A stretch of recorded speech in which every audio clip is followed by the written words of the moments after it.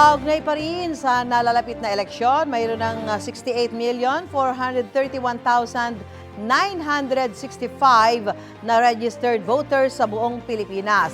Ayon yan sa tala ng Commission on Elections o COMELEC. Pagdating sa civil status ng mga botante, mahigit 39 million dyan ang single na may pinakamaraming naitala sa Eastern at Central Visayas, pati sa Metro Manila. Mahigit 28 million naman ang kasal na. Kalahati niya mula sa Region 2 o Cagayan Valley. Mahigit 950,000 naman ang byudo o byuda na may pinakamaraming naitala sa Bangsamoro Autonomous Region in Muslim Mindanao o BARMM. Mahigit 83,000 naman ang legally separated o hiwalay na sa asawa. Kaugnay naman sa kasarian, mas marami ang mga botanteng babae na nasa halos 35 million, habang ang mga lalaking botante naman nasa mahigit 33 million. Sa henerasyon naman, pinakamaraming millennial voters na may mahigit 23 million. Sunod dyan ang Gen Z na mahigit 18 million.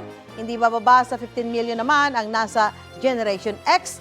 At ang mga botanteng baby boomer, silent generation, greatest generation at senior citizens nasa mahigit 11 million.